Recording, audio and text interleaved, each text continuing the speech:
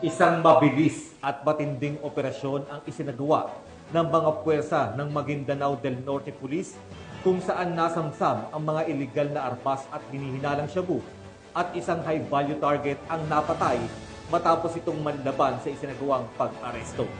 Nagpahayag naman ang PNP na paninindigan na ipagpapatuloy ang mga operasyon laban sa iligal na droga upang maprotektahan ang publiko at mapanatili ang kaayusan at kapayapaan sa lalawigan. Nakabalita diyan si Patrolwoman Maricris Lagrabe.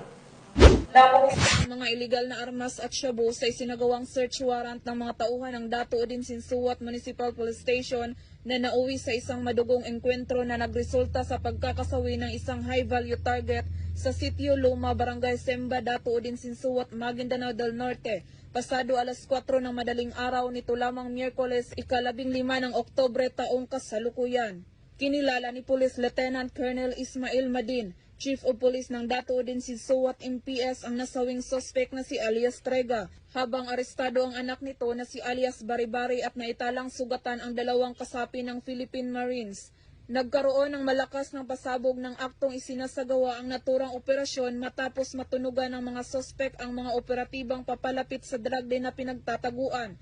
Dito nagsimula ang palitan ng putok ng baril na nagresulta ng pagkakasawi ng suspect at pagtamo ng sugat ng ilan sa mga operatiba.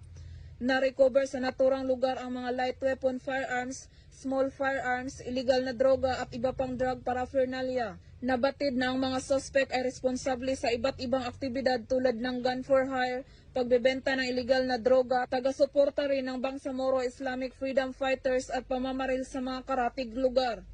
Muling pinagtitibay ng Police Regional Office ng Bangsamoro Autonomous Region sa pamumuno ni Police Brigadier General Jason C. D. Guzman, Regional Director, ang kanilang dedikasyon sa mas pinaigting na kampanya laban sa mga illegal na aktibidad at nanawagan sa publiko na manatiling mapagmatyag at makipagtulungan sa mga otoridad upang mapanatiling ligtas ang komunidad ng Bangsamoro.